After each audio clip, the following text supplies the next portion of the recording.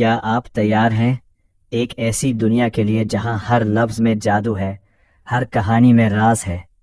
मैं लाया हूं आपके लिए कमाल की ऑडियो बुक्स, तो इंतजार किस बात का। ये कहानी शुरू होती है लड़के से जिसे सिस्टम बहुत ताकतवर बनाता है। इससे पहले किन यी ने सिस्टम स्टोर से शू माउंटेन तलवार कलाकृतियों की कीमत का अनुमान लगाने के लिए कहा था, जो कि क्यूयून द्वारा बताई गई कीमत के समान थी। सिस्टम स्टोरेज स्पेस से शू माउंटेन तलवार कलाकृतियों को निकालकर और उन्हें क्यूयून को सौंपते हुए किन बुई ने कहा, शू माउंटेन तलवार की सभी कलाकृतियां यहाँ हैं। क्यूयून ने उत्साह से शू पर्वत की तलवार की कलाकृतियां ली और फिर से कहा, धन्यवाद छोटे दोस्त किन। चीयून के लिए शू पर्वत की ये तलवार कलाकृतियां एक मजबूत स्मारक मूल्य रखती थी और उनकी युद्ध शक्ति को प्रभावित करती थी। ताया तलवार के क्षतिग्रस्त हो जाने से क्यूयून उस बाघ की तरह हो गया था जिसके दो पंख टूट गए हों। शू पर्वत की तलवार कलाकृतियों की क्रमिक पीढ़ियों का लुप्त होना बाघ के दांत निकालने के समान था। बिना दांत वाले बाघ की युद्ध शक्ति की कल्पना की जा सकती है। किन बुई द्वारा 30 मिलियन निम्न श्रेणी के स्पिरिट स्टोन पुनर्चक्रण के लिए सिस्टम स्टोर में डाल दिए गए थे। डिंग, वस्तु मूल्य की गणना जारी है। डिंग, गणना पूरी हुई, कुल मूल्य 3000 स्टो पॉइंट्स। उन्हें सिस्टम स्टो पॉइंट्स में परिवर्तित करने के बाद किन बुई ने एट्रीब्यूट एक्सचेंज फंक्शन को खोला। छठे रैंक तक पहुंचने के लिए एक एट्रीब्यूट पॉइंट के बदले 40 स्टो पॉइंट की आवश्यकता होती है। 3000 स्टो पॉइंट कुल मिलाकर 75 एट्रीब्यूट पॉइंट होते हैं। अपने खाते में 75 विशेषता अंक जोड़कर उसने व्यक्तिगत जानकारी पैनल खोला। नाम, किन बुई। निर्जन स्वर्ग शरीर प्राथमिक, सभी विशेषताओं में 5% की वृद्धि हुई। खेती, छठा स्थान एकीकरण प्रारंभिक चरण 642/1000। दैवीय बोध, एकीकरण मध्य चरण, संख्या 642।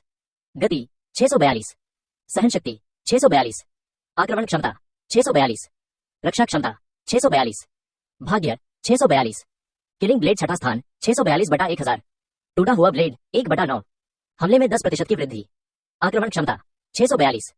किलिंग ब्लेड तकनीक चौथा रैंक 200/200 बाद में चूक हुई, आगे बढ़ने में असमर्थ। आक्रमण क्षमता 200। एजो ड्रैगन छठा स्थान 642/1000। खेती बाड़ी में फिर से सुधार हुआ है, एकीकरण के मध्य चरण में पहुंचने से बस एक कदम दूर है।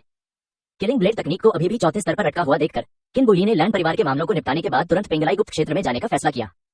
पेंगलाई गुप्त क्षेत्र को लघु हजार जगत में विलय करने के बाद वह अगले जागृति गुप्त क्षेत्र को खोलेगा।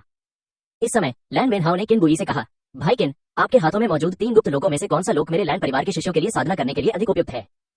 किन बुई के चेहरे पर एक अजीब सा भाव आ गया और वह हिचकिचाने लगा। किन बुई के चेहरे के भाव देखकर लैंड वेनहाउ ने पूछा, भाई किन, क्या कोई दिक्कत है। किन बुई, भाई वेनहाउ, अब केवल एक ही गुप्त क्षेत्र बचा है। लैंड वेनहाउ ने हैरानी से पूछा, इसका क्या मतलब है। किन बुई, मैं भाई वेनहाउ को इसे दिखाने ले जाऊंगा और आप समझ जाएंगे।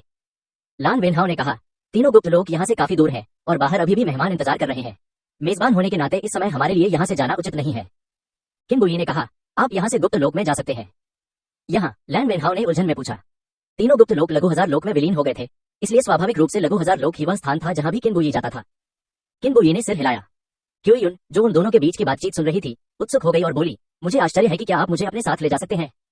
चूंकि एल्डर क्यूई ने बोल दिया है, इसलिए बेशक मैं कर सकता हूँ, किन बुई ने उत्तर दिया। लघु हजार लोगों का अस्तित्व हमेशा प्रकट होता रहेगा। जब तक किन बुई रहस्य नहीं बताता, बाहरी लोगों को कोई सुराग नहीं मिलेगा। कई शीर्ष स्तर के विशेषज्ञ गुप्त क्षेत्रों को एकीकृत कर सकते हैं और यहाँ तक कि 2 ग्रहों को एक दुनिया में मिला भी सकते हैं।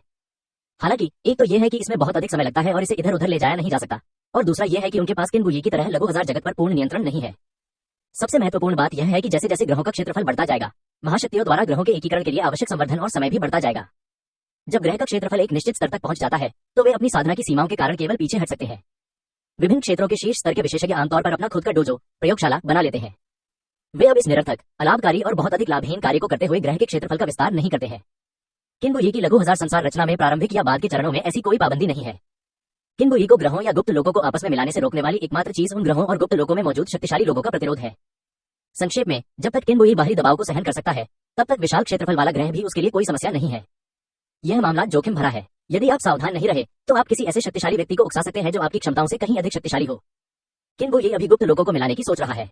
जब वह पर्याप्त शक्तिशाली हो जाएगा, तब वह ग्रहों को मिलाने का प्रयास करेगा। कहीं ऐसा न हो कि उसकी कमजोरी के कारण उसे पीट पीट कर मार डाला जाए। क्यूयून और लैंड वेनहाउ पर दिव्य भावना छा गई। अगले ही पल तीनों लघु हजार जगत में प्रकट हो गए। लैंड वेनहाउ और क्यूयून ने विशाल आंखों से लघु हजार लोक को देखा, जो तीनों गुप्त लोगों के कुल क्षेत्रफल में समाहित था। यह अविश्वसनीय है, लैंड वेनहाउ ने हैरानी से कहा। क्यूयून ने अवचेतन रूप से बुदबुदाया, छोटे दोस्त किन, तुमने ये कैसे किया। ये कहने के बाद क्यूयून को तुरंत एहसास हुआ कि उसके शब्दों में कुछ गड़बड़ है और उसने जल्दी से कहा, मैं कुछ ज्यादा ही अनुमान लगा रहा था। खेती करने वालों के लिए सबसे वर्जित बात यह है कि दूसरे लोग उनके बारे में जानकारी लें, जब तक कि दूसरा पक्ष स्वयं पहल करके उन्हें जानकारी न दे। अन्यथा एक बार इस तरह का पूछताछपूर्ण व्यवहार होने पर इसका अंत आमतौर पर मृत्यु में ही होता है। किन बुई ने कहा, आप दोनों अपनी इच्छानुसार देख सकते हैं। भाई वेनहाउ, आप लैंड परिवार के शिष्यों के साधना करने के लिए अपनी पसंद का कोई भी क्षेत्र चिन्हित कर सकते हैं। ये सुनकर लैन वेनहाओ के दिल में गर्माहट सी महसूस हुई और उसने कहा, धन्यवाद भाई किन। लैन वेनहाओ और क्यू यून उत्सुक निगाहों से लघु हजार जगत के हर कोने में उड़ गए। लान वेनहाओ को केंद्रीय क्षेत्र के पास एक पसंदीदा जगह मिल गई थी और वह उसे चिन्हित करने ही वाला था कि तभी उसने उस क्षेत्र में एक व्यक्ति को देखा।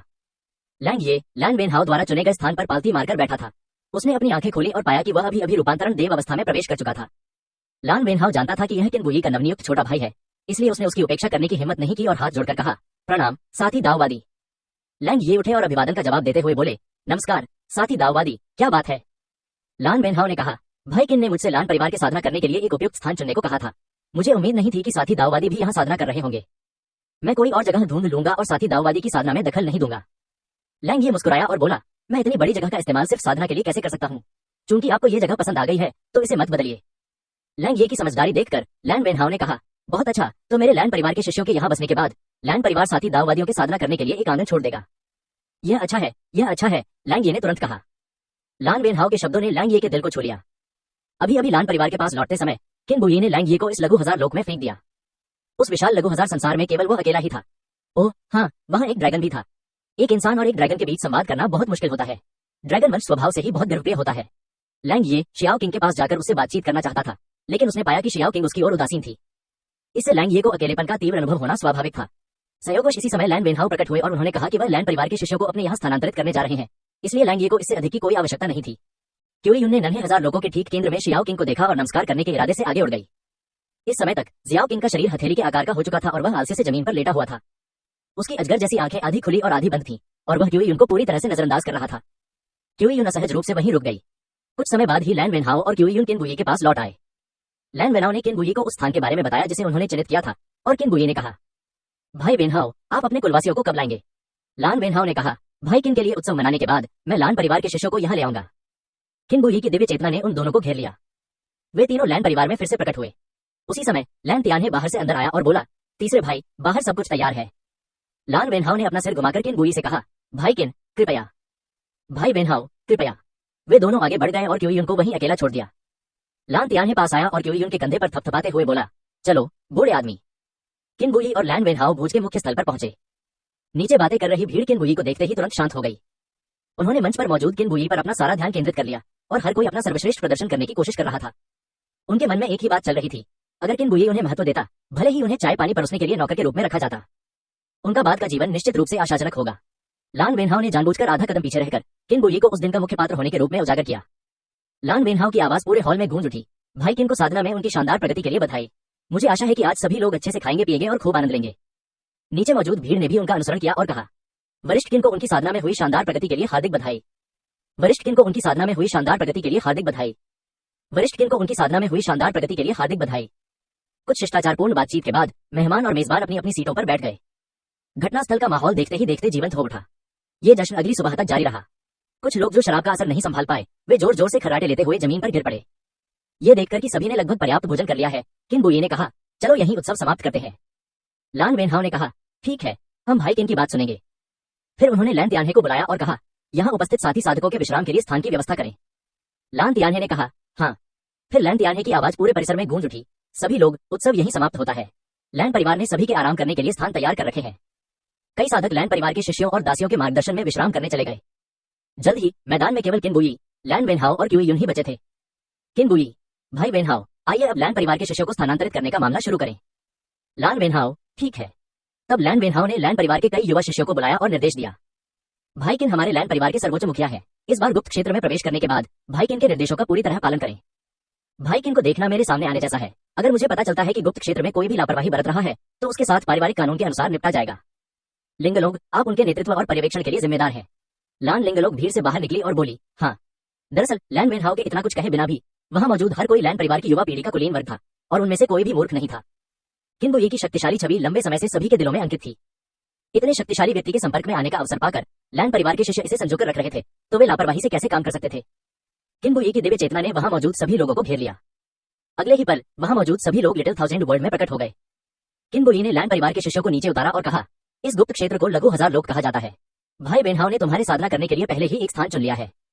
कुछ देर रुकने के बाद किन बुई ने खाली लिटिल थाउजेंड वर्ल्ड की ओर देखा और फिर कहा, आप लिटिल थाउजेंड वर्ल्ड में मौजूद संसाधनों का जितना चाहे उतना उपयोग कर सकते हैं। किसी विशिष्ट क्षेत्र तक सीमित रहने की कोई बाध्यता नहीं है। ऐसा करने में किन बुई के मन में स्वाभाविक रूप से कुछ विचार थे। लिटिल थाउजेंड वर्ल्ड को प्रबंधित करने के लिए लोगों की आवश्यकता थी। यदि लैन परिवार के सदस्यों को एक निश्चित क्षेत्र तक सीमित कर दिया जाता, लिटिल थाउजेंड वर्ल्ड का एक बड़ा हिस्सा वीरान हो जाएगा। इसे यूं ही छोड़ देने के बजाय लैन परिवार के सदस्यों की स्वतंत्रता का विस्तार करना बेहतर होगा, जिससे लिटिल थाउजेंड वर्ल्ड के विकास में भी मदद मिलेगी। ये सुनकर लैन वेनहाउ की आंखों में खुशी झलकने लगी। शुरू में तो वह साधना करने के लिए एक जगह पाकर ही संतुष्ट हो जाता, लेकिन उसे किन बुई से इतना बड़ा आश्चर्य मिलने की उम्मीद नहीं थी। आप नन्हे हजार की दुनिया में मौजूद संसाधनों का जितना चाहे उतना उपयोग कर सकते हैं, किसी विशिष्ट क्षेत्र तक सीमित नहीं है। किन बुई के ये शब्द लैन वेनहाउ के दिल में लंबे समय तक गूंजते रहे। ये ज्ञात होना चाहिए कि फायर क्लाउड सीक्रेट दायरे में लैन परिवार ने फायर क्लाउड सीक्रेट दायरे के केवल 1/3 हिस्से पर ही कब्जा किया था, लेकिन यह क्षेत्र का 1/3 हिस्सा ही था जिसने लैन परिवार को लंबे समय तक टिके रहने में सक्षम बनाया। और नन्हा हजार लोग 3 प्रमुख गुप्त लोगों का मिश्रण है। अब किन बुई ने नन्हे हजार गुप्त लोग के विकास के अधिकार प्रदान कर दिए हैं। लैन वेनहाउ के मन में खुशी की लहर दौड़ती ही क्यों नहीं। अगर वह इस अवसर का सदुपयोग कर पाता तो भविष्य में लैन परिवार के शिष्यों के लिए एकीकरण चरण को पार करने की अपार संभावना थी। किन बुई की लैन परिवार के प्रति उदारता ने लैन वेनहाउ को किन बुई की जांच को थामे रखने के लिए और भी दृढ़ बना दिया। लैन वेनहाउ ने कहा, धन्यवाद भाई किन। फिर उन्होंने लैन परिवार के शिष्यों से कहा, आप लोग जल्दी से परम गुरु को धन्यवाद क्यों नहीं देते। लैन परिवार के शिष्यों ने एकमत होकर कहा, धन्यवाद परम गुरुदेव। यह दृश्य देखकर क्यूई युन भी किन बुई की उदारता से अचंभित रह गई। लैन परिवार के सदस्यों को देखते हुए उनकी आंखों में लगातार चमक आ रही थी, मानो वे किसी बात पर विचार कर रहे हों। लैन परिवार के शिष्यों ने तुरंत लिटिल थाउजेंड वर्ल्ड में निर्माण कार्य शुरू कर दिया। सभी ने अपने अपने अंतरिक्ष छल्लों से विभिन्न सामग्रियां और वस्तुएं निकाली और विभिन्न प्रकार की रहने की सुविधाएं बनाई।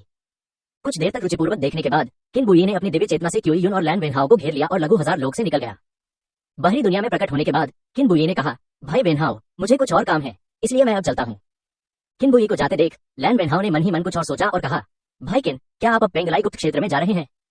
लैन वेनहाउ द्वारा अपने विचारों को प्रकट किए जाने पर किन बुई ने उदारतापूर्वक स्वीकार किया, हाँ। लैन वेनहाउ ने उसे रुकने के लिए मनाने की कोशिश की, भाई किन ये सिर्फ 1 या 2 दिन की बात है, कुछ और दिनों के लिए लैन परिवार में रुक जाइए। क्यूई युन ने भी बदल से यही बात दोहराई, वेनहाउ सही कह रहा है, साधना के लिए काम और आराम का सही संतुलन जरूरी है, हमेशा तनाव में मत रहो।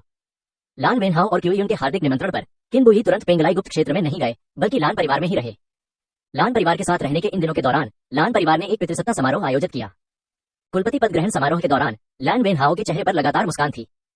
हालांकि किन बुई के लिए आयोजित भोज भव्य नहीं था, फिर भी ब्लू स्टार के 2 दिग्गज खिलाड़ी किन बुई और क्यूई युन पूरी प्रक्रिया में शामिल हुए। लैन परिवार के कुलपति समारोह में पहले कभी न देखी गई विशिष्टता का यह स्तर लैन वेनहाउ पर दिखाई दिया, भला वह खुश क्यों नहीं होता। इस समय लैन परिवार के मुखिया के रूप में लैन वेनहाउ की स्थिति पूरी तरह से उचित थी। क्यूई युन नहीं गई, किन बुई के रुकने के बाद वह भी बेशर्मी से वहीं रुकी रही और वह सारा दिन किन बुई को महान दाव पर साथ मिलकर चर्चा करने के सुंदर नाम से परेशान करता रहा। दरअसल वह किन बुई से बस बातचीत कर रहा था। संक्षेप में कहें तो किन बुई जहां भी जाता था वो उसके साथ जाता था। उस दिन किन बुई को अचानक एक इच्छा हुई और वह अपने पूर्व शिक्षण संस्थान, जो चीन का सर्वोच्च शिक्षण संस्थान है, का दौरा करना चाहता था। जैसे ही किन बुई लैन परिवार के द्वार से बाहर निकला, क्यूई युन एक लगातार पीछा करने वाले भूत की तरह उसके पीछे पीछे चल पड़ी। किन बुई रुक गई और असहाय होकर क्यूई युन की ओर देखते हुए बोली, एल्डर क्यूई आखिर बात क्या है, बस मुझे बता दीजिए। किन बुई ने हाल के दिनों में क्यूई युन से यह सवाल कई बार पूछा था, लेकिन हर बार क्यूई युन बिना कुछ कहे बस मुस्कुरा देती थी। चाहे वह किसी भी तरह से पूछे, क्यूई युन इस विषय को टाल देती थी। इस बार भी कोई अपवाद नहीं था। ची युन मुस्कुराया और बोला, कुछ नहीं, बस इन दिनों नन्हे मित्र किन के साथ महान दाव पर चर्चा करने से मुझे बहुत लाभ हुआ है और मेरी साधना में फिर से सुधार हुआ है।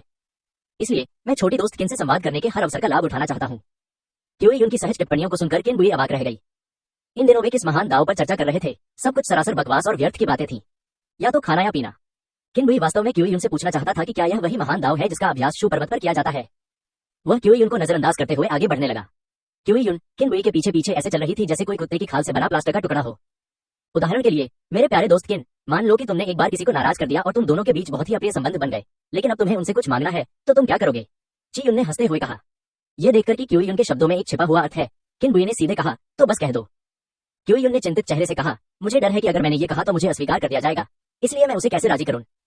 किन बुई ने कहा, आपको वही कहना होगा जो सच है। अगर आप कुछ नहीं कहेंगे तो आपको कैसे पता चलेगा कि दूसरा व्यक्ति क्या सोच रहा है।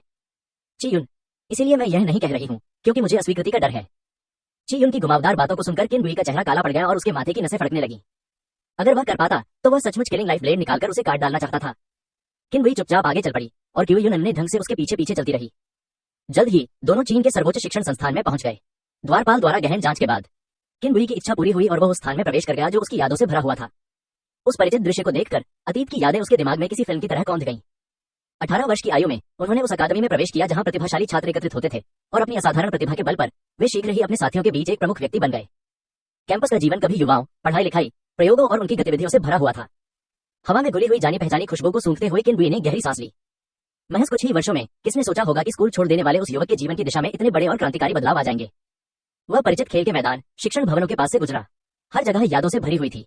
विद्यालय में झील के किनारे पहुंचकर किन बुई एक लंबी कुर्सी पर बैठ गई और उन छात्रों को देखने लगी जिनके चेहरे युवावस्था और हंसी से भरे हुए थे। क्यूई यून किन बुई के बगल में बैठ गई और बोली, बीते हुए कल के बारे में सोच रही हो?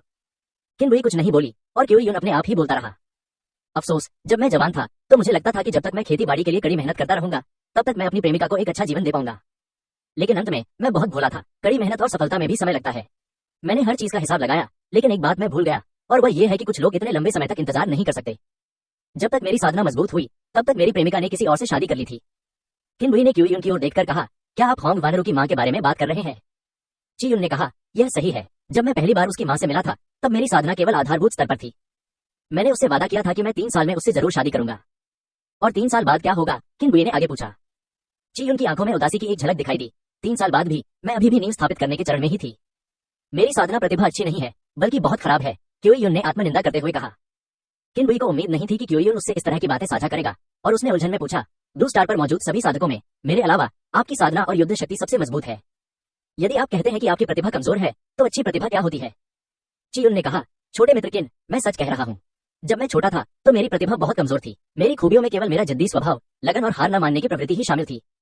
फिर भी मैंने उसे और 3 साल देने का वादा किया था। 3 साल बाद आखिरकार मुझे गोल्डन कोर स्टेज तक पहुंचने का मौका मिला। गोल्डन कोर स्टेज में पहुंचने के बाद उसे पाकर मैं बेहद खुश था, लेकिन मुझे यह उम्मीद नहीं थी कि वह मुझसे मिलने को तैयार नहीं होगी। बाद में मुझे दूसरों से पता चला कि वह पहले ही किसी और से प्यार कर चुकी थी और उसने एक ईश्वर रूपांतरण क्षेत्र के साधक के बेटे से शादी कर ली थी। मैंने उससे ये पूछने के लिए दौड़ लगाई कि क्यों, और उसने कहा कि मेरा पीछा करने से उसे कभी बाहर निकलने का रास्ता नहीं मिलेगा, कभी भविष्य नहीं दिखेगा।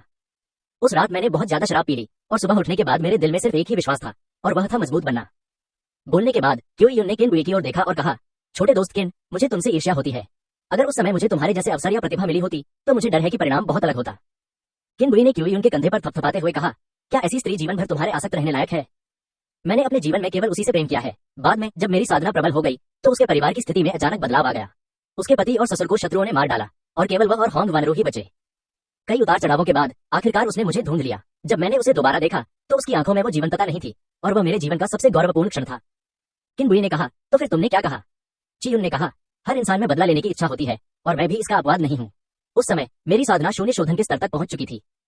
मेरे और उसके सामाजिक दर्जे में बहुत बड़ा अंतर था। शुरू में तो मैं उसका मजाक उड़ाना और उसे भगा देना चाहता था, लेकिन उसकी आंखों में मेरे प्रति बेचैनी और डर देखकर मुझे अचानक लगा कि सब कुछ नीरस हो गया है।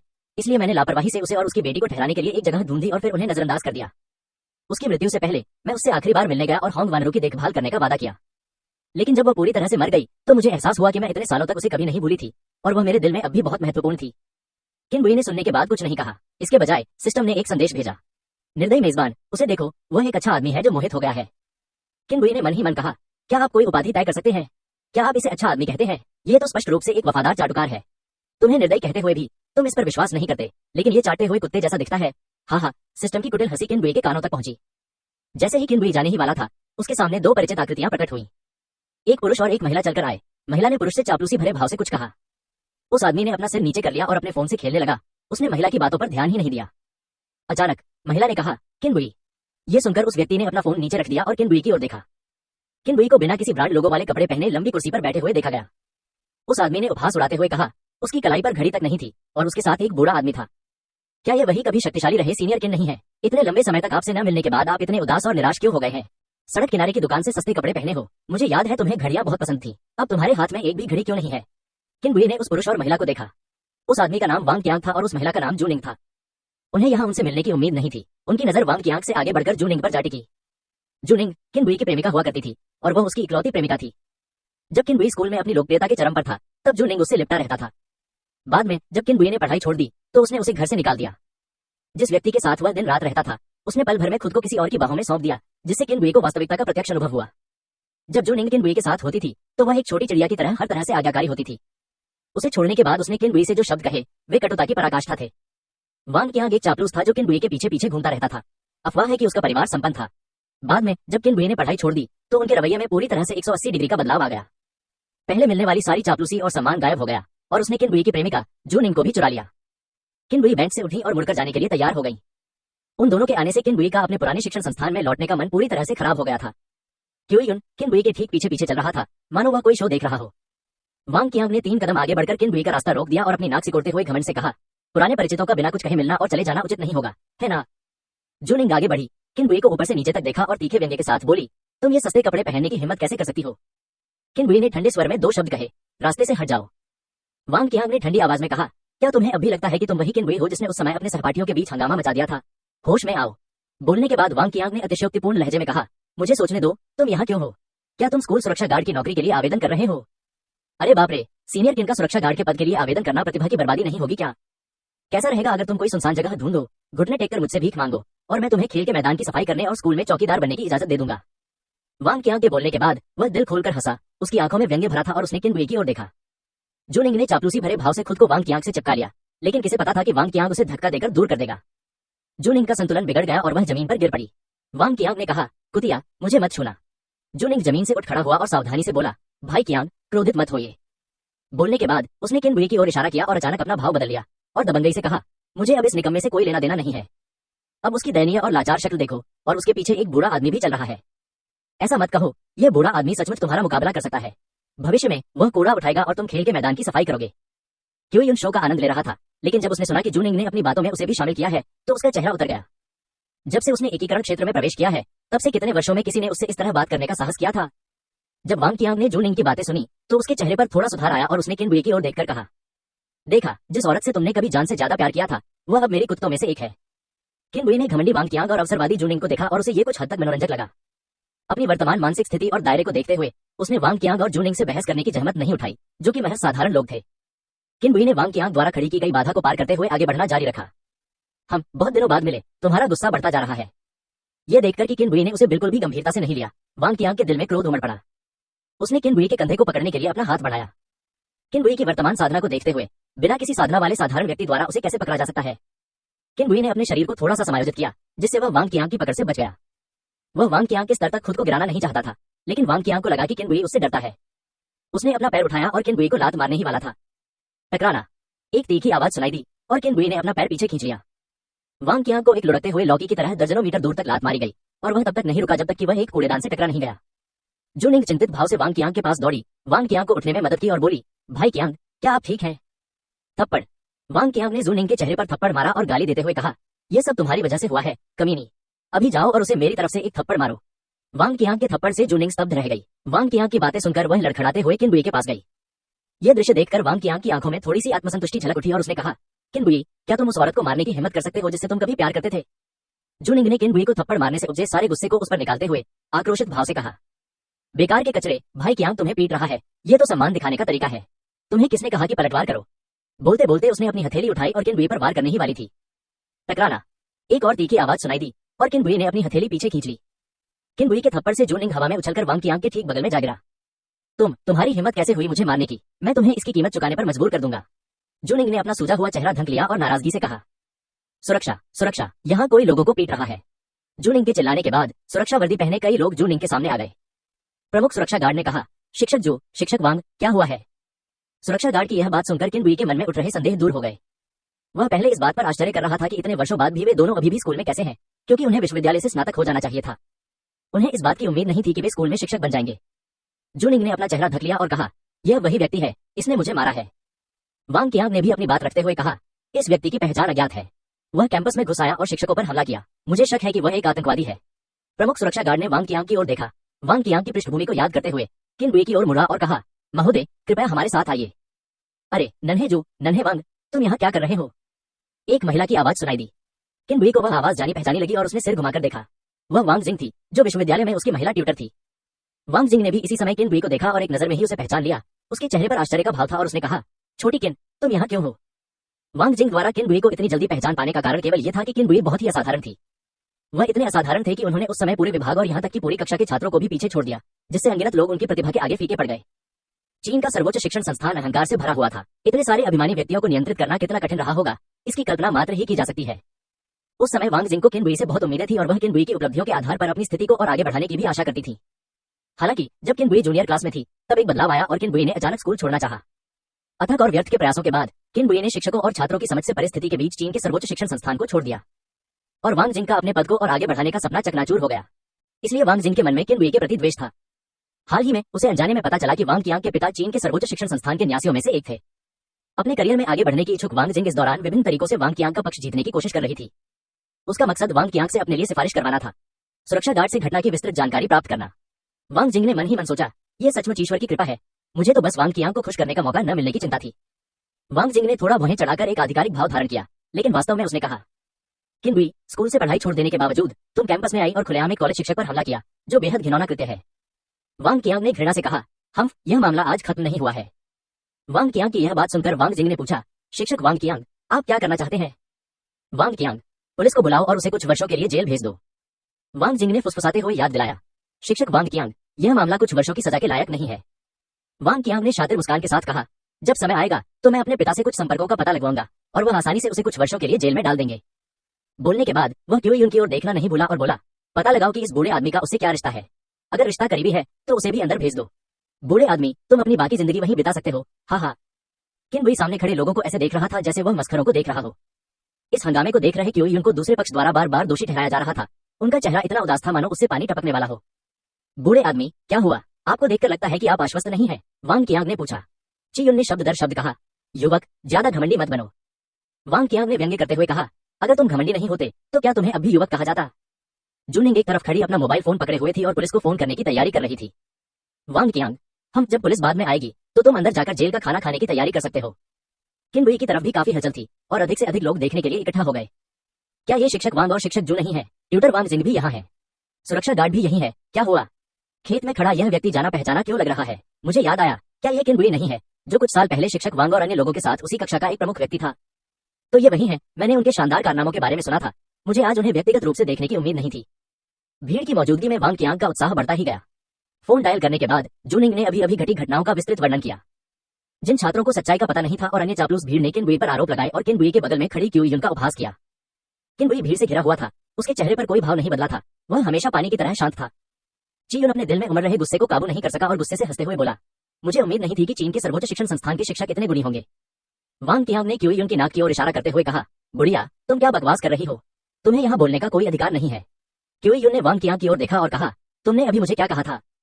वांग कियांग ने क्यूई युन की ओर इशारा करते हुए ताना मारा, हाँ हाँ, बुढ़िया, तुम्हें बुढ़िया कह रहा हूँ, सुना नहीं? इससे पहले कि क्यूई युन क्रोधित हो पाती, दर्शकों ने सक्रिय रूप से उनके लिए रास्ता बना दिया। चश्मा पहने, सूट पहने और छड़ी पकड़े एक बूढ़ा आदमी अंदर आया। बूढ़े आदमी ने वहां मौजूद लोगों की ओर देखा और कहा, यहाँ क्या हुआ है? आप लोग यहाँ क्यों जमा हुए हैं? जब वांग कियांग ने उस बूढ़े व्यक्ति को देखा तो उसका अहंकार तुरंत गायब हो गया और उसने मुस्कुराते हुए उसका अभिवादन किया। प्रिंसिपल झांग, आप घबरा क्यों रहे हैं? यहाँ कुछ भी गलत नहीं हुआ है। बस दो बाहरी लोग अंदर घुस आए और उन्होंने मुझे और जूनिंग को पीटा। वांग कियांग द्वारा तथ्यों को बढ़ा चढ़ाकर पेश करने की बात सुनने के बाद प्रिंसिपल झांग अपनी छड़ी पर झुक गए। एक हाथ में चश्मा पकड़े हुए थे और किनबुई और क्यूई युन की ओर देख रहे थे। क्या ये छोटी किन नहीं है? तुम वापस क्यों आई हो?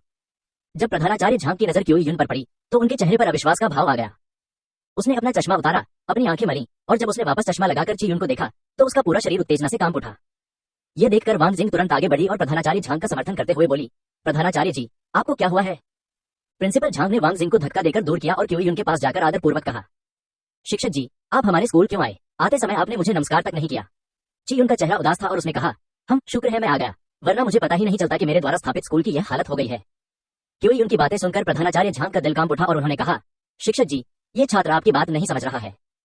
ची युन ने वांग कियांग और अन्य लोगों की ओर इशारा करते हुए कहा, आपको उनसे पूछना चाहिए जो अहंकारी और दबंग है। प्रिंसिपल झांग ने वांग कियांग की ओर इशारा करते हुए गुस्से से कहा, वांग कियांग, तुमने अभी अभी घटनाओं के बारे में जो कहा है उसे दोहराओ। वांग कियांग को यह उम्मीद नहीं थी कि जिस बूढ़े व्यक्ति को उसने अभी अभी छेड़ा था उसका इतना बड़ा इतिहास होगा। इस समय वांग कियांग भी थोड़ा असमंजस में था। उसने आगे बढ़कर पूरी कहानी को सही ढंग से सुनाया। ये सुनने के बाद प्रधानाचार्य झांग क्रोधित हो गए और बोले, वांग कियांग, जूनिंग, आप दोनों को समीक्षा के लिए निलंबित किया जाता है और गंभीर दंड दिया जाता है। स्थिति ठीक न देखकर वांग जिंग यहाँ से जाना चाहती थी। इसके बाद प्रधानाचार्य झांग ने कहा, ट्यूटर वांग जिंग, आप भी वैसे ही हैं और स्कूल अगले 3 वर्षों तक प्रयोगों के लिए आपको एक पैसा भी आवंटित नहीं करेगा। ये सुनकर वांग जिंग को जैसे अचानक कोई मुसीबत आ पड़ी हो। एक ट्यूटर के रूप में प्रायोगिक निधि से वंचित होने का मतलब था कि पदोन्नति पाने और आगे बढ़ने की उनकी सारी उम्मीदें पूरी तरह से खत्म हो गई थी। प्रिंसिपल झांग ने क्यूई युन को सावधानी से देखा और कहा, शिक्षक, क्या आपको लगता है कि यह सजा पर्याप्त है? अप्रत्याशित रूप से क्यूई युन ने गुस्से से अपना सिर हिलाया। ची युन का गुस्सा 3 भाग वास्तविक और 7 भाग बनावटी था। यह सब किनबुई को दिखाने के लिए किया गया था। हालांकि इस पूरी प्रक्रिया के दौरान किनबुई ने कुछ नहीं कहा। ची युन की राय में अगर इस मामले को खूबसूरती से संभाला जाए, जब वह दोबारा किनबुई से पूछेगा तो किनबुई द्वारा उसे अस्वीकार करने की संभावना बहुत कम होगी। प्रिंसिपल झांग शर्मिंदा दिखे और बोले, शिक्षक जी, आपके अनुसार हमें क्या करना चाहिए? क्यूई युन ने हल्के स्वर में कहा, चीन के सर्वोच्च शिक्षण संस्थान में शिक्षकों के पद से इन तीनों लोगों को निष्कासित कर दो और इन्हें फिर कभी नियुक्त न करो। इस परिणाम को सुनकर वांग कियांग, जूनिंग और वांग जिंग के चेहरे पर पहले जैसा घमंडी भाव नहीं रहा। चीन के सर्वोच्च शिक्षण संस्थान से निष्कासित होने का मतलब था कि भविष्य में उन्हें किसी भी विश्वविद्यालय में नौकरी नहीं मिलेगी। एक शब्द से क्यू युन ने उन तीनों के भविष्य को पूरी तरह से अवरुद्ध कर दिया। प्रिंसिपल झांग को क्यू युन से इतनी निर्णायकता की उम्मीद नहीं थी और उन्होंने चुपके से क्यू युन को याद दिलाया, वांग कियांग के पिता हमारे स्कूल के ट्रस्टी हैं, इस मामले को संभालना आसान नहीं है। क्यू युन ने प्रिंसिपल झांग की ओर अजीब भाव से देखते हुए कहा, क्या मेरी बात का अब कोई असर नहीं रहा? अगर आप इस मामले को नहीं संभाल सकते तो आप इस्तीफा दे दीजिए और मैं आपकी जगह किसी ऐसे व्यक्ति को नियुक्त कर दूंगी जो इसे संभाल सके। अगर उसके पिता ट्रस्टी हैं तो क्या होगा? आदेश दे कि चीन का सर्वोच्च शिक्षण संस्थान अब से उसके परिवार के साथ सभी प्रकार के संबंध समाप्त कर दे। ची युन के गुस्से को अपने ऊपर भड़कते देख प्रधानाचार्य झांग कुछ और कहने की हिम्मत नहीं कर पाए और जल्दी से बोले, शिक्षक जी, मैं इसे अभी करूंगा। वांग कियांग को केवल चक्कर आया और वह जमीन पर बैठ गया। अप्रत्याशित रूप से थोड़े ही समय में दोनों पक्षों की स्थिति पूरी तरह से उलट गई। दूसरे पक्ष ने एक ही शब्द में उन्हें चीन के सर्वोच्च शिक्षण संस्थान से बाहर निकाल दिया और साथ ही चीन के सर्वोच्च शिक्षण संस्थान और उनके परिवार के बीच सभी प्रकार के संबंधों को बाधित करना चाहा। वांग कियांग के परिवार की 90% से अधिक शक्ति चीन के सर्वोच्च शिक्षण संस्थान द्वारा समर्थित है। यदि चीन का सर्वोच्च शिक्षण संस्थान उनके परिवार के साथ संबंध समाप्त कर देता है तो वांग परिवार मूल रूप से दिवालियापन घोषित कर सकता है। अगर उसके पिता को इस बारे में पता चलता तो अनुमान है कि वह उसे सीधे घर से निकाल देते और फिर कभी उसे अपना बेटा नहीं मानते। जुनिंग का चेहरा पहले पीला पड़ा, फिर हरा हो गया। वांग कियांग को खुश करने के पीछे उसका मकसद एक दिन साधारण मुर्गी से फीनिक्स पक्षी में बदलना था, लेकिन क्यू युन के शब्दों के बाद वांग कियांग का कोई महत्व नहीं रह गया था। जुनिंग ने शांत भाव से बैठी किन बुई की ओर देखा। उसे कुछ समझ नहीं आया। इतने भयावह अतीत वाली क्यू युन एक गरीब लड़के किन बुई की मदद क्यों करेगी जिसके पास कुछ भी नहीं था? जुनिंग एक पल के लिए हिचकिचाई, फिर उसने अचंभित वांग कियांग को झटक दिया। उसके सामने खड़ा किन बुई स्पष्ट रूप से अब शक्तिहीन हो चुके वांग कियांग से कहीं अधिक मूल्यवान था। जुनिंग किन बुई की ओर बढ़ी, उसके करीब आने की कोशिश करते हुए। उसकी आंखें थोड़ी लाल और दयनीय थीं और उसने कहा, किन बुई, मुझसे गलती हुई थी। वांग कियांग ने मुझे ऐसा करने के लिए मजबूर किया था। चलो फिर से साथ हो जाते हैं, ठीक है? तुम मुझसे सबसे ज्यादा प्यार करते थे। हमारे दोबारा साथ आने के बाद मैं तुम्हारी हर बात मानूंगा। किन बुई जुनिंग के चेहरे के भाव बदलने की गति को देखकर बहुत खुश हुआ, जो किसी किताब के पन्ने पलटने से भी तेज थी। उसने उपहास करते हुए कहा, जुनिंग, तुमने सचमुच अवसरवादी शब्द को पूरी तरह से साकार कर दिया है। किन बुई के बोलने के बाद उन्होंने क्यू युन से कहा, बड़े क्यूई, चलिए चलते हैं। क्यू युन किन बुई के पीछे पीछे चली और जाने से पहले जुनिंग से ये कहना नहीं भूली, छोटी बच्ची, भविष्य में लोगों को उनके रूप रंग से मत आंकना। किन श्याओ यू ने जो कपड़े पहने हैं हो सकता है कि तुम उन्हें अपने पूरे जीवन में कभी न कमा पाओ। क्यू युन बड़ा चढ़ाकर नहीं बोल रही थी। किन बुई के सारे कपड़े लैंड परिवार ने ही दिए थे। हर एक सिलाई हाथ से की गई थी और इस्तेमाल की गई सभी सामग्रियां ब्लू स्टार के सबसे बेहतरीन कपड़े थे। किन बुई और क्यू युन के चले जाने के बाद भीड़ धीरे धीरे तितर बितर हो गई। वांग कियांग, जुनिंग और वांग जिंग को स्तब्ध छोड़कर। वांग कियांग कुछ कहने ही वाली थी कि जुनिंग उसके पास आ गई। थप्पड़। वांग कियांग ने अपना हाथ घुमाया और जुनिंग के चेहरे पर थप्पड़ मार दिया। दफा हो जा कुतिया, वांग कियांग दहाड़ा। वांग कियांग ने जुनिंग के सारे कारनामे देख लिए थे, भला वह गुस्सा क्यों नहीं होता। वापस लौटते समय किन बुई हंसते हुए बोला, एल्डर क्यूई, मुझे पता ही नहीं था कि आपकी यह पहचान भी है। ची युन के चेहरे पर आत्मसंतुष्टि का भाव आ गया। बेशक अगर हम चीन की सर्वोच्च संस्था की बात कर रहे हैं तो आपको मुझे प्रधानाचार्य ही कहना होगा। जब वे लान परिवार के घर पहुंचे तो किन बुई क्यू युन से अलग हो गया। वह अभी अपने आंगन में लौटा था। 1 घंटे से भी कम समय में क्यू युन कांपते हुए एक अधेड़ उम्र के व्यक्ति को लेकर उसके दरवाजे पर आए। किन बुई आंगन में चाय पी रहा था। क्यू युन को अंदर आते देख उसने अपना चाय का प्याला नीचे रख दिया। कुछ हद तक असहाय भाव से उसने कहा, एल्डर क्यूई, अब आप क्या करने वाले हैं? क्यू युन ने कहा, किन शियाओ यू, इस बार मैं तुम्हें उपहार देने आया हूँ। किन बुई ने क्यू युन के हाथ में कांपते हुए अधेड़ उम्र के व्यक्ति की ओर इशारा करते हुए कहा, कहीं ऐसा तो नहीं कि तुम कह रही हो कि उपहार वही है? ची युन ने इसे स्वाभाविक मान लिया, यह वही है। किन बुई, हे एल्डर क्यूई, अगर आपको कुछ कहना है तो सीधे कह दीजिए, हमेशा ये रहस्यमयी बातें मत कीजिए। क्यू युन ने किन बुई को एक फाइल बैग देते हुए कहा, पहले इसे देख लो, पढ़ने के बाद तुम्हें समझ आ जाएगा कि मेरा क्या मतलब है। किन बुई ने फाइल बैग उठाया और जल्दी से उसे पढ़ना समाप्त कर दिया। जब उसने दोबारा उस अधेड़ उम्र के व्यक्ति की ओर देखा तो उसकी आंखों में हत्या का भाव झलक उठा। धन्यवाद एल्डर क्यूई, इस उपहार के लिए मैं इसे स्वीकार करता हूँ। अधेड़ उम्र का वह व्यक्ति ही इस साजिश का मास्टरमाइंड था जिसने किन बुई के आखिरी हत्या अभियान के दौरान उसके लिए कई तरह के जाल बिछाए थे। जहां तक इस अधेड़ उम्र के व्यक्ति के पीछे कौन था, फाइल में लिखा था कि यह कुनलुन गुप्त क्षेत्र था जिसे किन बुई ने नष्ट कर दिया था। किन बुई के मन में हत्या का भाव देखकर अधेड़ उम्र के व्यक्ति को कुछ गड़बड़ महसूस हुई और वह रोते हुए बोला, हे भगवान किन, कृपया मुझ पर दया करें और मुझे जाने दें। मैं अंधा था और मैंने आपको नाराज कर दिया। जब तक आप मुझे जाने देंगे मैं अब से आपके निर्देशों का पालन करूंगा। क्लैंग। घातक तलवार म्यान से निकाली गई और उसने अधेड़ उम्र के व्यक्ति की गर्दन पर वार किया। साधनाहीन अधेड़ उम्र के व्यक्ति का सामना करते हुए किन बुई का दया दिखाने का कोई इरादा नहीं था। जो भी व्यक्ति किन बुई के साथ घातक शत्रुता स्थापित करेगा, चाहे उसका साधना स्तर कुछ भी हो, उसे मार दिया जाएगा। चे। अधेड़ उम्र के उस व्यक्ति का सिर उसके शरीर से अलग हो गया था। किन बुई ने किलिंग ब्लेड को म्यान में रखा और क्यू युन से कहा, एल्डर क्यूई, मैंने आपका उपहार स्वीकार कर लिया है, मुझे अपना उद्देश्य बताइए। क्यू युन ने अपना सिर खुजाया और सावधानीपूर्वक पूछा, किन शियाओ यू, मैं आपके छोटे 1000 लोगों में साधना करना चाहता हूँ। किन बुई ने अपनी भौहें थोड़ी सी ऊपर उठाई और पूछा, ऐसा क्यों है? ची युन ने कहा, अफसोस, एक तरफ तो बाहरी दुनिया में आध्यात्मिक ऊर्जा लगातार कम होती जा रही है और दूसरी तरफ सबसे महत्वपूर्ण बात यह है कि मैं सांसारिक जीवन से थक गया हूँ। मैं शांतिपूर्वक साधना करने के लिए एक जगह खोजना चाहता हूँ। इस बारे में सोचने के बाद मुझे लगता है कि किन शियाओ यू के छोटे 1000 संसार में रहना सबसे उपयुक्त होगा। चिंता मत करो, मैं वहां मुफ्त में बिल्कुल नहीं रहूंगा। अगर मैं कुछ भी कर सकता हूँ तो बस मुझसे पूछ लेना।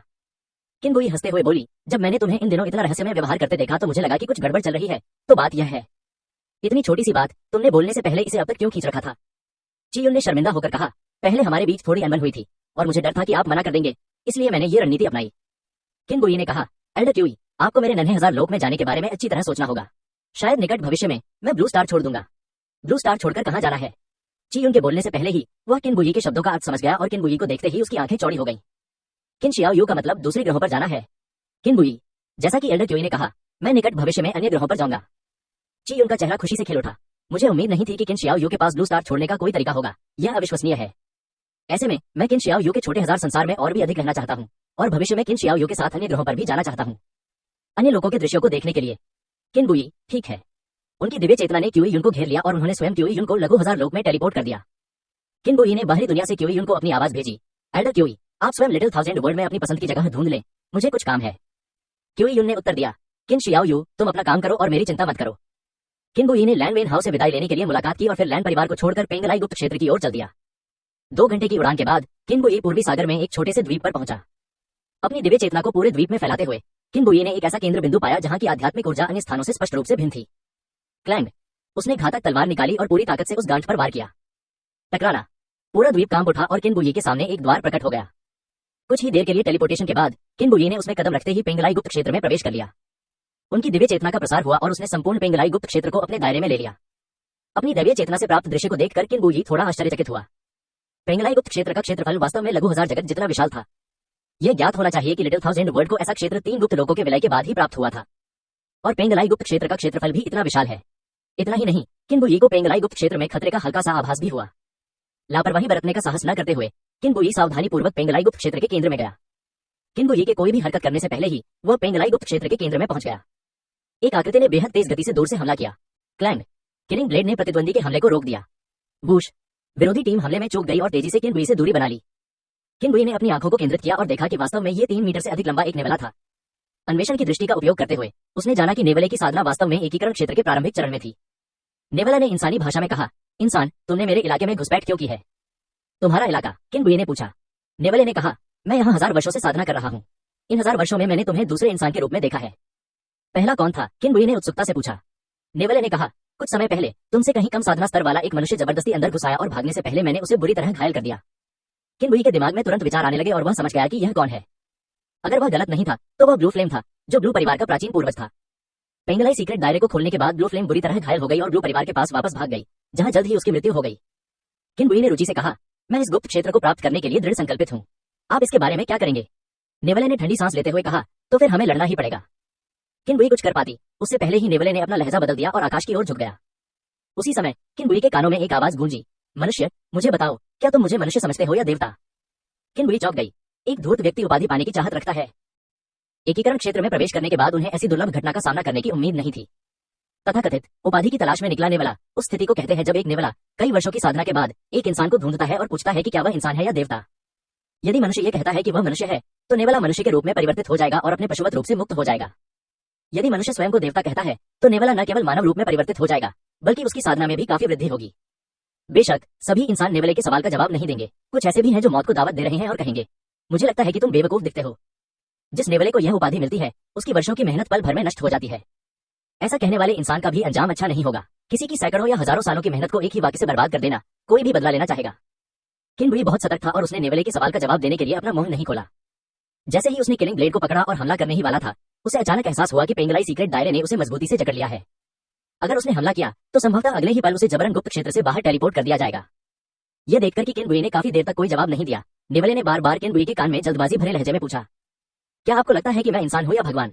धूर्त द्वारा पूछे गए प्रत्येक प्रश्न के साथ पेंगलाई गुप्त क्षेत्र से किनबुई पर केंद्रित शक्ति और भी मजबूत होती गई। अगर नेवला कुछ और बार पूछता तो शायद किनबुई को भी जबरन पेंगलाई गुप्त क्षेत्र से बाहर भेज दिया जाता। क्या आपको लगता है कि मैं इंसान हूं या भगवान? जब नेवले ने दोबारा पूछा तो किनबुई ने अपने हाथों से इशारा किया और अपने मुंह से आवाजें निकाली, अबा अबा अबा। बूश। जैसे ही किनबुई ने अपना मुंह खोला, सब कुछ अंधेरा हो गया। जब उसकी दृष्टि वापस लौटी, तब तक उसे जबरन पेंगलाई गुप्त क्षेत्र से बाहर टेलीपोर्ट कर दिया गया था। धिक्कार है, मैं इस दरिंदे के झांसे में आ गया, किनबुई ने मन ही मन कोसते हुए कहा। अब उसे समझ आ गया था कि चाहे वह कुछ भी जवाब दे, जब तक वह अपना मुंह खोलता रहेगा, उसका अंतिम परिणाम जबरन टेलीपोर्ट करके बाहर भेज दिया जाना ही होगा। पेंगलाई गुप्त क्षेत्र में नेवले ने अपने चेहरे पर एक घमंडी भाव प्रकट किया और कहा, छोटे धोखेबाज, मैं अब भी तुमसे निपट सकता हूँ। अगर मैं तुम्हें हरा नहीं सकता तो मैं तुम्हें बहुत पहले ही हरा चुका होता। महान अमर हुआंग अब पेंगलाई गुप्त क्षेत्र का प्रवेश द्वार बंद कर रहे हैं। देखते हैं आप अंदर कैसे प्रवेश करते हैं। बाहरी दुनिया में इतना भयानक साधक कब प्रकट हुआ? यह वाकई डरावना है। मुझे लगा था कि मैं पहले से ही अजय हूँ। पेंगलाई गुप्त क्षेत्र के प्रवेश द्वार को बंद करने के बाद नेवाला एक लोकप्रिय ब्लू स्टार धुन गुनगुनाने लगा और उसका 3 मीटर लंबा शरीर सिकुड़कर हथेली के आकार का हो गया। वह धीरे धीरे रहस्यमय क्षेत्र के केंद्र में आया, एक पेड़ की शाखा पर लेट गया और जादुई रूप से अपने हाथ में एक स्ट्रॉबेरी निकाल ली। अपने मुंह में स्ट्रॉबेरी लिए हुए नेवाला ने अपनी आंखें बंद कर ली और बड़े चाव से स्ट्रॉबेरी के रस का आनंद लिया। बाहर नेवाले द्वारा धोखा दिए जाने के बाद किनबुई ने उदास भाव से पेंगलाई गुप्त क्षेत्र के बंद प्रवेश द्वार को देखा। पेंगलाई गुप्त क्षेत्र का प्रवेश द्वार बंद होने के बाद द्वीप पर स्थित अद्वितीय आध्यात्मिक केंद्र भी गायब हो गया। किनबुई ऊपर की ओर उड़ी, द्वीप के शिखर पर पहुंची और नीचे स्थित द्वीप की ओर घातक तलवार से जोरदार प्रहार किया। कला का संहार विनाश। पूरे द्वीप को ढकने वाला एक गोलाकार चंद्रमा दिखाई दिया। गोल चंद्रमा के भीतर घने किलिंग ब्लेड के प्रेत संघनित हो गए। काट दो, किनबुई ने उंगली से इशारा किया। किलिंग ब्लेड के प्रेतों ने द्वीप पर चारों दिशाओं से हमला किया। बैंग बैंग, टकराना। द्वीप से लगातार विस्फोटों की आवाजें आ रही थी और हर तरफ धूल उड़ रही थी। किनबुई की वर्तमान युद्ध शक्ति को देखते हुए उसका एक साधारण प्रहार भी किसी आम इंसान की तोप के प्रहार से कमजोर नहीं होगा।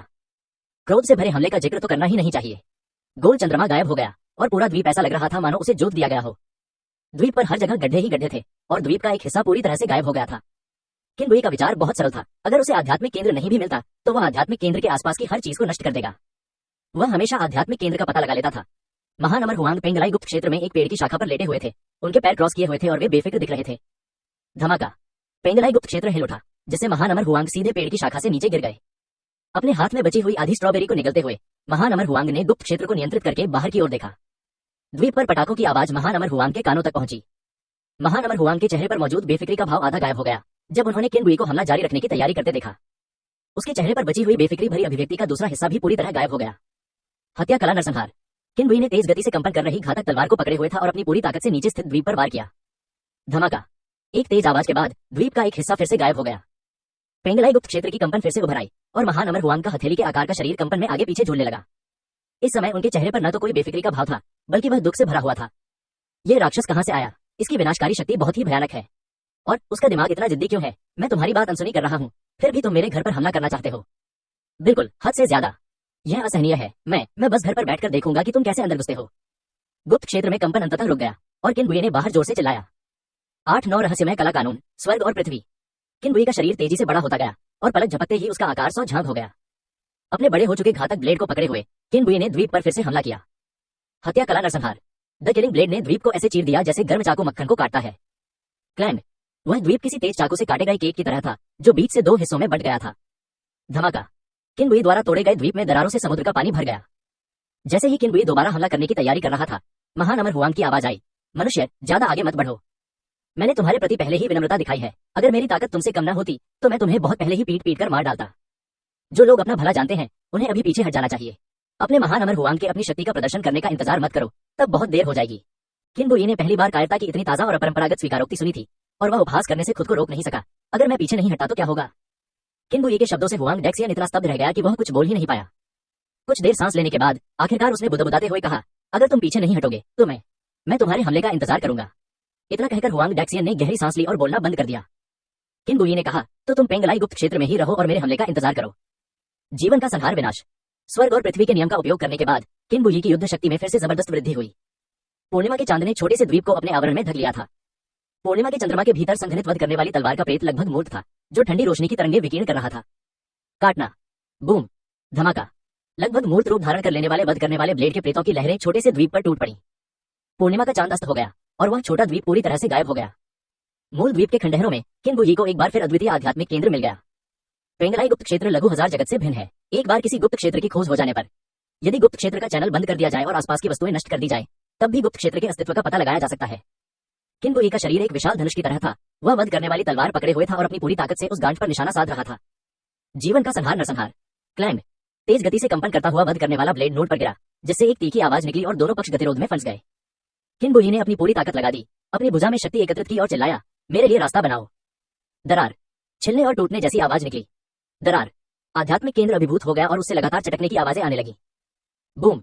एक तेज आवाज के बाद पेंगलाई गुप्त क्षेत्र में प्रवेश करने का द्वार फिर से प्रकट हो गया। किनबुई ने गेट में कदम रखा।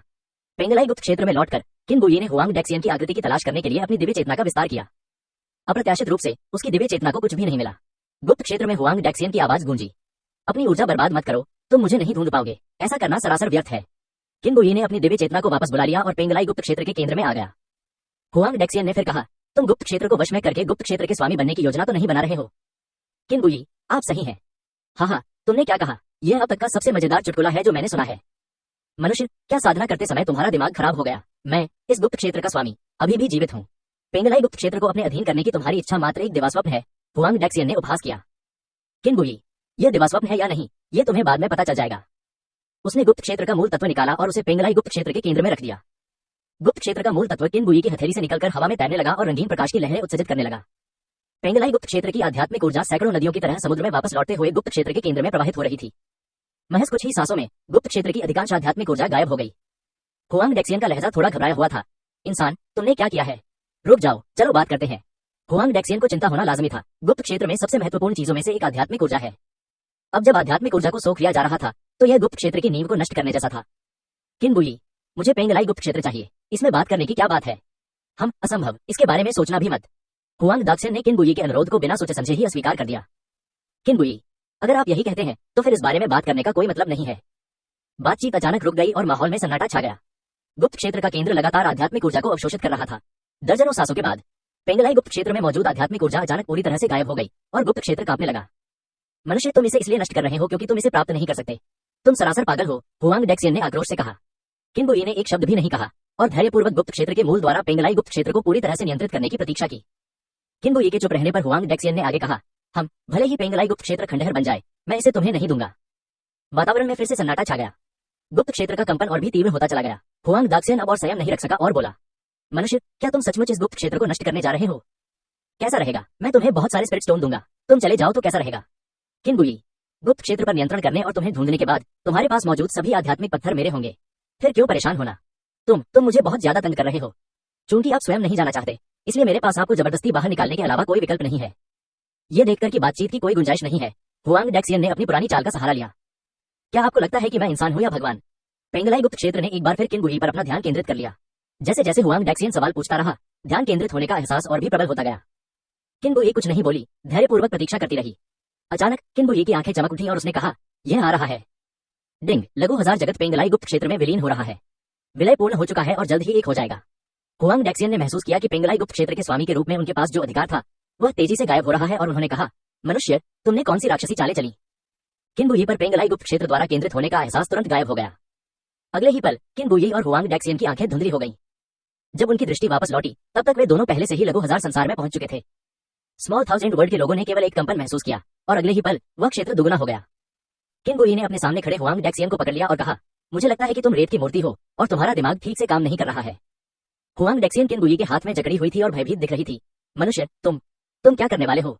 मैं आपसे कह रहा हूँ, हम सब सभ्य लोग हैं, हम असभ्य नहीं हो सकते। हमें सद्गुणों से लोगों को मनाना होगा। किन बुई ने हुआंग डेक्सियन की ओर शरारती अंदाज में देखा और कहा, सद्गुणों से लोगों को मनाना? मैं इसमें माहिर हूँ। श्याओ किंग, इधर आओ। किन बुई की आवाज लघु हजार लोक में गूंज उठी। श्याओ किंग इस समय अपने नए घर को खुशी से देख रही थी। इन दिनों लैन परिवार ने श्याओ किंग के लिए एक बहुत बड़ा महल बनवाया था। ये विनिर्देश पूरी तरह से श्याओ किंग के विस्तारित रूप पर आधारित थे। हथेली के आकार की श्याओ किंग महल का इधर उधर निरीक्षण कर रही थी, तभी उसने किन बुई को उसे पुकारते हुए सुना। वह तुरंत किन बुई की ओर उड़ गई। 2 सांसों से भी कम समय में वह किन बुई के सामने पहुंच गई। गुरुजी, मैं यहाँ हूँ। बोलने के बाद उसने उत्सुकता से हथेली के आकार के हुआंग डेक्सियन की ओर देखा। हुआंग डेक्सियन ने भी श्याओ किंग की ओर देखा और मन ही मन बुदबुदाया। खरगोश जैसी आंखें, सांप का शरीर, हिरण के सींग, पंजे। हे भगवान, ये तो सचमुच का अजगर है। श्याओ किंग की आंखों में सवाल भरे हुए थे। वह किन बुई को ऐसे देख रही थी मानो कह रही हो, गुरुजी, आपको यह मूर्ख कहां से मिला? किन बुई ने अपनी आवाज श्याओ किंग तक पहुंचाई और संक्षेप में बताया कि क्या हुआ था। ये सुनने के बाद जियाओ किंग की अजगर जैसी आंखें चमक उठी और वह हुआंग डेक्सियन को ऐसे देखने लगी मानो उसे कोई नया खिलौना मिल गया हो।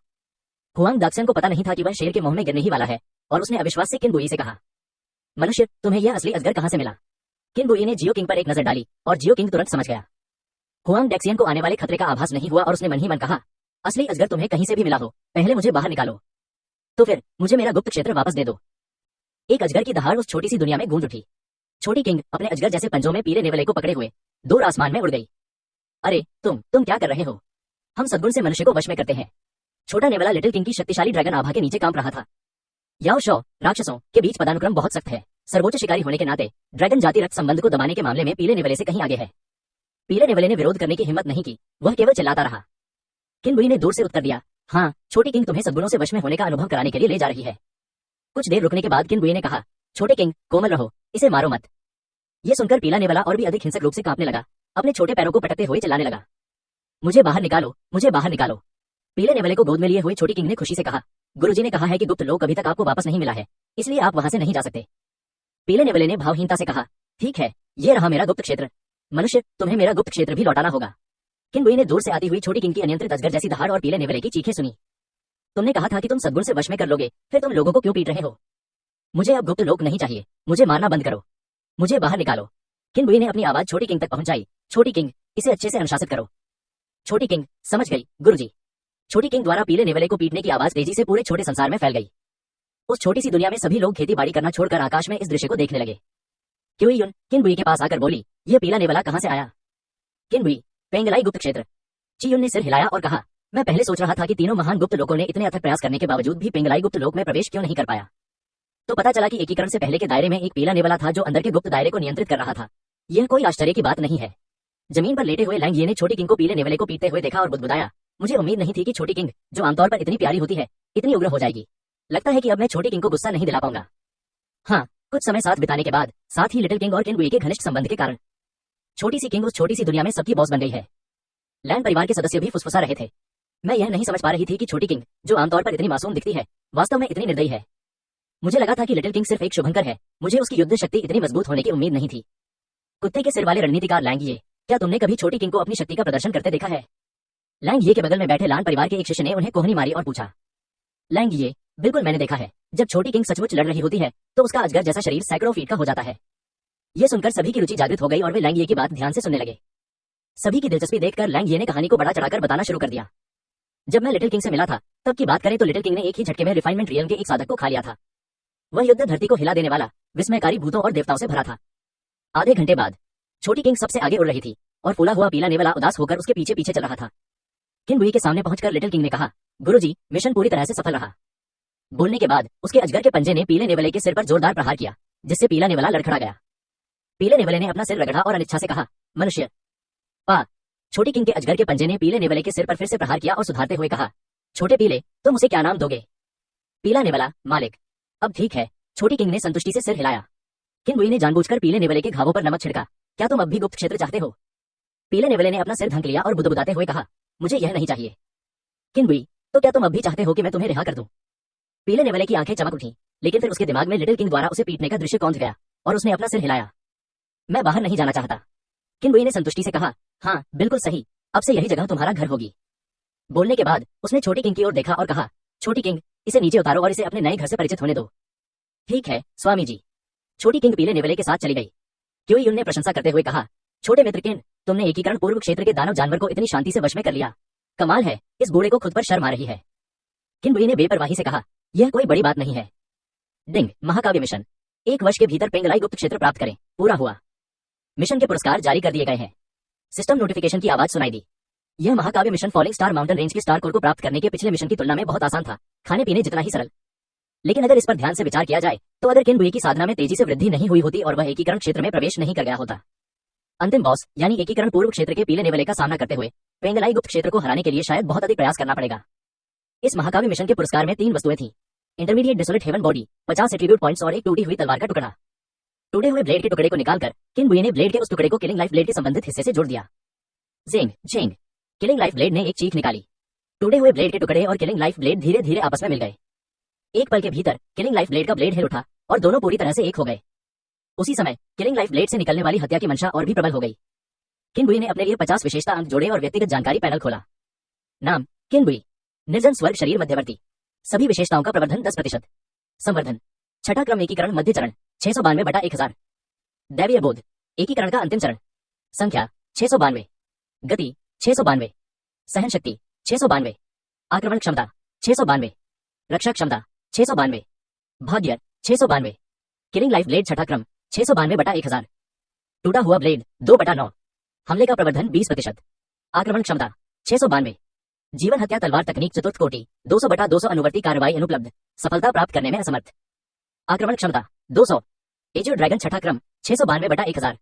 जब निर्जन स्वर्ग शरीर को मध्यवर्ती स्तर पर उन्नत किया गया तो सभी विशेषताओं का प्रवर्धन 5% से बढ़कर 10% हो गया। किलिंग लाइफ ब्लेड, जिसे एक अन्य टूटे हुए ब्लेड के टुकड़े के साथ जोड़ा गया था, की आक्रमण क्षमता में जबरदस्त वृद्धि हुई। यह मूल 10% से बढ़कर 20% हो गया। 50 गुण अंक जोड़ने के बाद किन बुई की साधना एकीकरण के प्रारंभिक चरण से मध्य चरण में पहुंच गई और उनकी दिव्य चेतना एकीकरण के अंतिम चरण में पहुंच गई। महाकाव्य मिशन के पुरस्कारों को पचाने के बाद किन बुई की युद्ध शक्ति में काफी वृद्धि हुई। किन बुई की वर्तमान युद्ध क्षमता के साथ वह आसानी से एकीकरण के अंतिम चरण से लड़ सकता है और वह एकीकरण के शिखर से भी लड़ सकता है। अब मुझे किलिंग लाइफ स्वॉर्ड टेक्निक के 5वें और 6ठे रूप को प्राप्त करने के लिए अवेकनिंग सीक्रेट दायरे में जाना होगा, किन बुई ने मन ही मन सोचा। जब किन बुई को होश आया तो उसने अपने बगल में बैठे क्यूयुन की ओर देखा, जो मुंह खोले उसे घूर रहा था, और पूछा, बूढ़े क्यूई, क्या हुआ? चीयुन हकलाते हुए बोली, तुमने फिर से सफलता हासिल कर ली। किन बुई ने सहमति में सिर हिलाया। चीयुन ने आह भरी, लोगों की तुलना करना गुस्सा दिलाने वाला होता है, वस्तुओं की तुलना करना तो बेकार की बात है। एकीकरण के प्रारंभिक चरण में पहुंचने के बाद से कितना समय बीत चुका है और आप पहले ही फिर से उस चरण में पहुंच चुके हैं। अभी अभी क्यूयुन किन बुई के बगल में था, किन बुई की आभा को बढ़ते हुए देख रहा था और उसके पूरे व्यक्तित्व में अंदर से बाहर तक एक बहुत बड़ा बदलाव आया था। इससे क्यूयुन ने किन बुई की स्वाभाविक प्रतिभा पर आह भरी और साथ ही साथ उसे गहरी निराशा भी महसूस हुई। आह भरकर किन यी को विदाई देने के बाद क्यूयुन लगन से साधना करने चला गया। किन यी ने अपने धर्म शरीर को समेट लिया और अपने हृदय में स्थित प्रणाली को पुकारा, प्रणाली जागृति गुप्त क्षेत्र को सक्रिय करो। गुप्त क्षेत्र जागृत हो रहा है। गुप्त क्षेत्र जागृत हो गया है। मेजबान को टेलीपोर्ट किया जा रहा है। सिस्टम प्रॉम्प्ट की आवाज उसके कानों में गूंजी। किन यी के शरीर पर एक तीव्र टेलीपोर्टेशन की अनुभूति हुई। 15 मिनट बाद किन यी की आकृति जीर्ण शीर्ण स्वर्गिक प्रांगण में प्रकट हुई। कभी गौरवशाली रहा स्वर्गिक दरबार अब खंडहर में तब्दील हो चुका था, जो प्राचीन उतार चढ़ावों का आभास कराता था। दूसरी बार यहां आने पर भी किन यी के दिल को बहुत गहरा सदमा लगा था। दक्षिणी स्वर्गीय द्वार के सामने किन यी के हाथ में मौजूद वध करने वाली तलवार कांप उठी। किलिंग ब्लेड के भीतर से एक लाल रोशनी चमकी और होंग लियान की आकृति किन यी के सामने प्रकट हुई। होंग लियान ने लाल रंग की पोशाक पहनी हुई थी और लाल पोशाक की पृष्ठभूमि में उसका खूबसूरत चेहरा विशेष रूप से आकर्षक लग रहा था। जैसे ही वह बाहर आई, उसने किन यी की ओर देखा और कहा, लड़के, किलिंग ब्लेड तकनीक की 5वीं और 6ठी शैली को प्राप्त करना इतना आसान नहीं है। क्या तुम मौत से बाल बाल बचने के लिए तैयार हो? अगर आपको डर लग रहा है तो अभी भी हार मानने में देर नहीं हुई है। किन यी ने थोड़ा भौहें चढ़ाते हुए कहा, मैं पहले से ही तैयार हूं, तो अगर मौत से बाल बाल बचना ही पड़े तो क्या हुआ? होंग लियान, बेटे, अगर इस बार तुम्हारी मौत हो जाए तो मुझे दोष मत देना। किन यी, मेरे हाथ में तलवार की तरह तुम हर मोड़ पर अपने स्वामी को लड़का कहकर पुकारते हो। होंग लियान ने तिरस्कार पूर्वक कहा, हाँ स्वामी, क्या आप सपना देख रहे हैं? मैं स्वीकार करता हूं कि आपकी साधना में तेजी से सुधार हुआ है और आपने थोड़े ही समय में एकीकरण क्षेत्र में प्रवेश कर लिया है, लेकिन प्राचीन आदिम युग में यह साधना गति कुछ भी नहीं है। यदि आप मेरे गुरु बनना चाहते हैं तो आप अभी इससे बहुत दूर हैं। किन यी ने होंग लियान की बात काटते हुए कहा, बहुत हो गई बकवास, चलो शुरू करते हैं। होंग लियान ने बोलना बंद कर दिया और किन यी की ओर देखा। अगले ही पल होंग लियान तुरंत किन यी के सामने प्रकट हुई और उसने अपने दाहिने हाथ की हथेली से किन यी के शरीर पर प्रहार किया। होंग लियान की हथेली के स्पर्श से किन यी की आंखें काली पड़ गईं और उसकी चेतना शांत हो गई। जब किन यी को होश आया तो उसने खुद को खून के सागर में डूबा हुआ पाया। रक्त का सागर अंतहीन था, लहरों से उबल रहा था। किन यी ने अपने शरीर को नियंत्रित करके रक्त के सागर के ऊपर तैरने की क्षमता हासिल कर ली। होंग लियान की आकृति रक्त के सागर से उभरी। किन यी ने पूछा, ये जगह कहाँ है? होंग लियान की धीमी आवाज निकली, ये किलिंग ब्लेड की गहराई है और यहीं मैं रहती हूँ। अभी अभी मैंने तुम्हारी चेतना को इस स्थान पर खींच लिया है, अब तुम एक चेतना शरीर हो। किलिंग ब्लेड तकनीक की 5वीं शैली विनाश तलवारबाजी की इस शैली का उद्देश्य दुनिया से सब कुछ पूरी तरह मिटा देना है। चाहे वह पदार्थ हो या आत्मा, तलवारबाजी की इस शैली के तहत वह इस दुनिया से पूरी तरह से गायब हो जाएगा। किन यी ने कहा, तो अब मुझे आगे क्या करना चाहिए? होंग लियान ने कहा, समझो, अनुभव करो, आगे तुम्हें बस यही करना है। रक्त के सागर की निरंतर छानबीन के बीच विनाश का सच्चा अर्थ खोजो। जैसे जैसे समय बीतता जाएगा खतरा और भी बढ़ता जाएगा, आप सब कुछ खुद ही समझ जाएंगे। किन यी को होंग लियान के स्पष्ट शब्द ऐसे समझ में आए मानो वह उन्हें समझता ही ना हो। अगले ही पल किन यी के शरीर ने एक शक्तिशाली बंधनकारी बल को महसूस किया। उसे हवा में से खींचकर खून के सागर की सतह पर ले आए। होंग लियान खून के सागर के ऊपर नंगे पैर खड़ी थी और अपना पतला हाथ हिला रही थी। अचानक रक्त का सागर उग्र रूप से उबल उठा और लहरें किन यी के शरीर से टकरा गईं। किन यी खून के सागर की सतह पर पालती मारकर बैठा था, लहरों के कारण उसका शरीर तेजी से भीग रहा था। रक्त का सागर समुद्र में एक चट्टान को साफ करने जैसा था और रक्त की एक के बाद एक लहरें लगातार किन यी के शरीर से टकरा रही थीं। बर्फ की लहर के साथ साथ किन यी के शरीर में हत्या करने की एक सूक्ष्म इच्छा भी प्रवेश कर गई। किन यी ने रक्त की लहर में निहित हत्या के इरादे से लड़ने के लिए अपनी दिव्य चेतना का प्रयोग किया। एक दिन चला गया था। इस दिन के दौरान रक्तपात की लहर में हत्या का इरादा और भी प्रबल होता चला गया।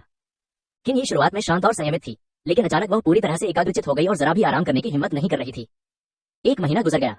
खून के सागर की सतह पर पालती मारकर बैठे किन यी ने अपनी आंखें खोली।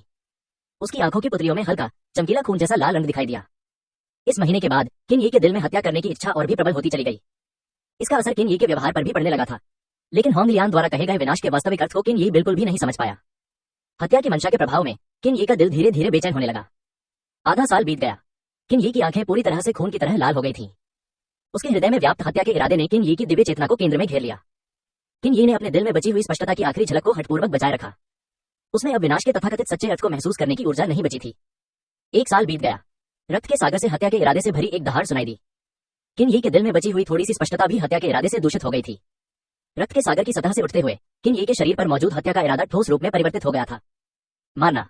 मारना, मारना। किन ये का शरीर रक्त के सागर की सतह पर बेतहाशा दौड़ रहा था और वह समय समय पर अपने मुक्कों और पैरों से नीचे बह रहे रक्त के सागर पर हमला कर रहा था। टकराना, टकराना। जब भी किन ये का हमला रक्त के सागर पर पड़ता था तो वह विशाल लहरें उत्पन्न कर देता था। होंग लियान ने ऊपर से इस दृश्य को दिलचस्पी से देखा और उसके होठों के कोने हल्के से ऊपर उठे। पिछला तो बस एक वार्म अप था, अब असली मजा तो शुरू होता है। जब चेतना का अंतिम अंश भी हत्या के इरादे से ग्रसित हो गया तो किन ये को ऐसा लगा जैसे वह किसी अजीब जगह पर आ गया हो। चारों ओर खून की धुंध छाई हुई थी और खून के नृत्य में अनगिनत आवाजें उस पर चिल्ला रही थीं। मार डालो, सब कुछ मार डालो, किल एवरीवन। वध करना दुनिया की सबसे खूबसूरत चीज है। इन आवाजों से किन ये की चेतना धीरे धीरे डूबने लगी और वह बुदबुदाया, मार डालो, मारना। इस समय किन ये के हृदय में स्थित प्रणाली द्वारा निर्मित लाल तलवार से एक शीतल अर्थ निकल रहा था। उस शांत अर्थ ने तुरंत किन ये की चेतना को डूबने की स्थिति से बाहर निकाल दिया। होश में आ चुकी किन ये को पसीना आ गया और वह बोली, बाल बाल बच गई। अभी अभी किन ये डूबने ही वाला था और उसके बाद वह पूरी तरह से अपना मानसिक संतुलन खो देगा और एक ऐसे जानवर में बदल जाएगा जिसे केवल मारना ही आता है। शीतलता ने किन ये की चेतना की रक्षा की और रक्त के धुंध को तितर बितर कर दिया, जिससे उसने अपने शरीर पर पुनः नियंत्रण प्राप्त कर लिया। होंग लियान ने खून के सागर में भी स्पष्ट आंखों से किन ये को देखा और आश्चर्य से मन ही मन बुदबुदाई, वह वास्तव में इतनी जल्दी जाग गया। हालांकि किन ये की आंखें निर्मल थीं, लेकिन उसके शरीर पर मूर्त रूप धारण कर चुकी हत्या की मंशा में जरा भी कमी नहीं आई। अगले ही क्षण हत्या करने का इरादा एक बार फिर किन ये के मन में घर कर गया। किन ये की आंखें खून की तरह लाल थीं और वह दहाड़ा, मार डालो। वह उन्माद में नीचे फैले खून के सागर पर हमला करने लगा। हमले के कोई नियम नहीं थे, मानो कोई साधारण व्यक्ति बिना किसी साधना के हमला कर रहा हो। मेरे लिए जाग जाओ। किन ये ने हत्या के इरादे को तोड़ दिया और उसकी आंखों में फिर से स्पष्टता आ गई। किन ये अपने शरीर पर पूरी तरह से नियंत्रण कर पाता, उससे पहले ही हत्या की भावना एक बार फिर हावी हो गई। एक महीना बीत गया, किन ये की स्थिति हत्या करने के इरादे और स्पष्टता के बीच बदलती रही। जैसे जैसे दोनों पक्षों के बीच टकराव जारी रहा, वैसे वैसे दोनों राज्य आपस में विलय होने लगे। जब हत्या की भावना प्रबल हो गई तो किन ये की चेतना स्पष्ट रूप से उसके शरीर को नियंत्रित कर सकती थी, और जब किन ये की चेतना हावी हो गई तो हत्या की मंशा किन ये के शरीर को भी नियंत्रित कर सकती थी। फिर आधा साल बीत गया। इस समय किन ये की आंखें खून की तरह लाल थीं, लेकिन उसकी चेतना स्पष्ट रूप से खुद पर नियंत्रण बनाए हुए थी।